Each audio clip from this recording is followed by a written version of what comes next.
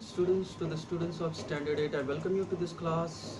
We have been studying about history chapter number 4, and we had discussing about the different tribal groups living in different parts of India. In today's class, we are going to see the different revolts fought by these tribal groups in different parts of India in different period of times. Let me begin this class with the reasons for these tribal groups to revolt against the British policies. The main reasons were the commercialization of agriculture and the second on the enactment of the forest laws. These were the two reasons for which the tribal groups revolted against the British policies or against the British. Let me tell you about these tribals. Tribals, as I have told you already in the previous class, these tribal groups mainly lived in the forest areas and considered forest as their home, and therefore they did not like any outsiders to interfere into their internal matters. As these tribal groups, their society was totally different from the mainstream society. In the previous class, I have mentioned the difference between this mainstream society, the society where we live, and the society of the tribal groups. The mainstream society is the society whose practice and attitude and culture is accepted by all. Whereas these tribal groups, their society, their culture, their practice, their beliefs is totally different from the mainstream societies. And therefore, these tribal groups, as they lived in the forest areas, considering the forest as their home, therefore they did not like any outsiders to get into their society, and therefore they call this outsider as Dikus. So therefore this British, these Jamindars, these moneylanders, landowners, everyone was Dikus for these outsider, these tribals, and these tribals did not like these Dikus to encroach into their areas. So when these British agrarian policies, let me tell you about the agrarian policy of the British. British agrarian policy means the British policy related to agriculture. So British made different agricultural policies, and in which there was the record of the lands, the ownerships, and the measurement of the lands, and finally putting a high revenue on the agriculture. So that was the policy of the British related to agriculture. Why they did so? Why they did made different policies for agriculture? The main purpose was to generate high revenue from agriculture, because agriculture was the only source for the British to get the high revenue and also to get the raw materials. So British made this agricultural policy which affected the tribals very much. As I told you, these tribal peoples mainly lived in the forest areas, and they used to practice shifting cultivation. So because of this agricultural policy of the British, their shifting cultivation was stopped. Second things, the enactment of the forest laws. Because of this forest law, British started different forest laws in different period of time. Because of these forest laws, the tribal peoples, they were stopped from collecting the the timbers, the different forest materials, because British government declared the forest as the government property, and therefore these tribals were not allowed to collect the forest products. So that also affected the tribals very much. And then finally, the high tax, high revenue on agriculture. This tribal people used to cultivate in small pieces of land. They used to clean the forest areas and do the cultivation, and therefore for them giving a high revenue to the British government was very difficult.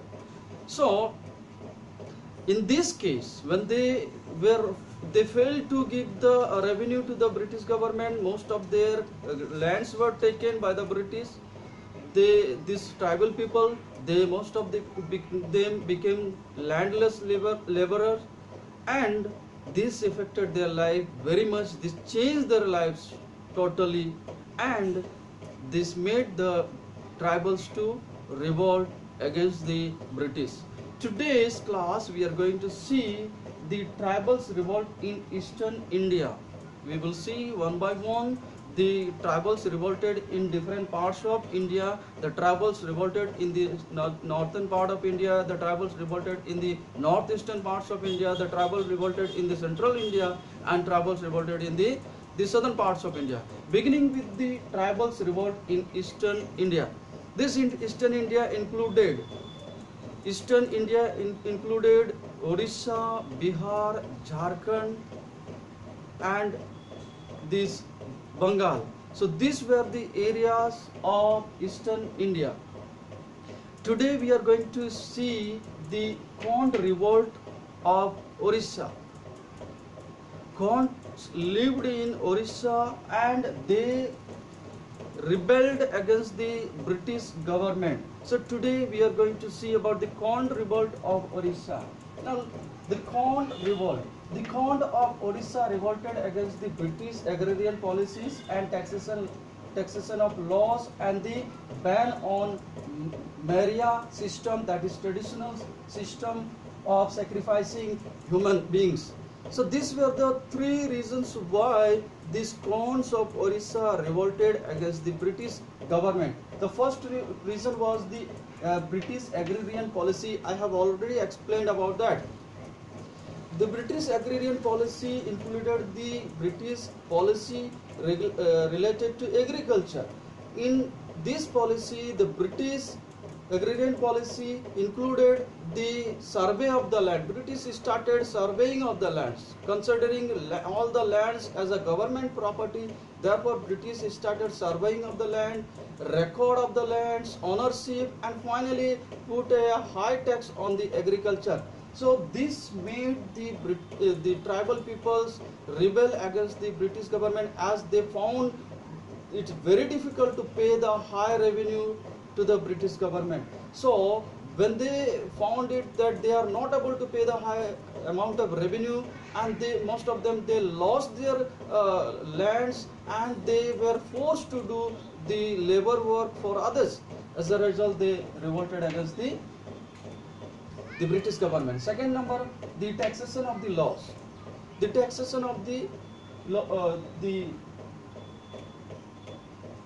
taxation on the agriculture. And third number, the Maurya system, the traditional human sacrifice practiced by the Konds. The Konds people of Orissa had a practice of sacrifice human beings. As I told you that these tribal people have a different beliefs, and mainly they believe in the spirits. So these tribal people used to sacrifice human beings.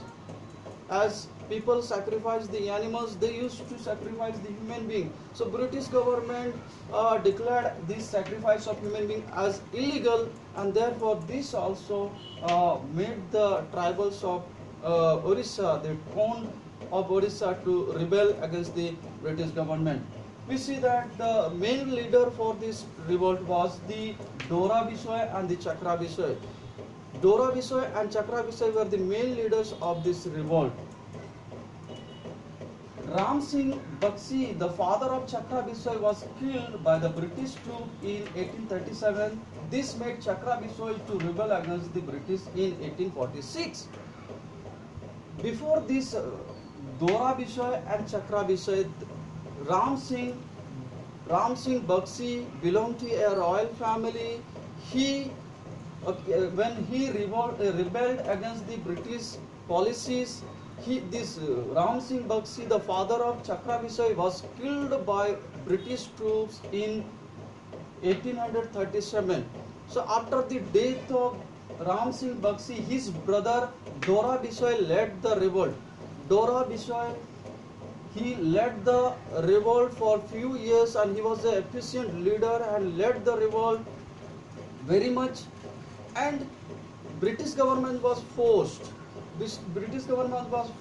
to declare a reward of 5,000 rupees for arresting Dora Bisway. Whoever will arrest Dora Bisway will be rewarded with the 5,000 rupees. So when Dora Bisway was hiding in different parts of Orissa in the forest areas, he was arrested And then Chakra Visay, his nephew, Chakra Visay, his nephew and the son of Ram Singh Bakshi, led the revolt for few years.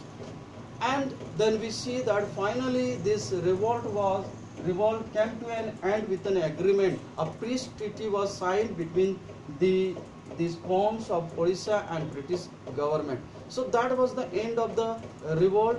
British government suppressed this revolt. Now one more reason was there for the suppressing of this revolt. These tribal peoples mainly fought with their old weapons like axe, arrows and bows, which could not stand against the sophisticated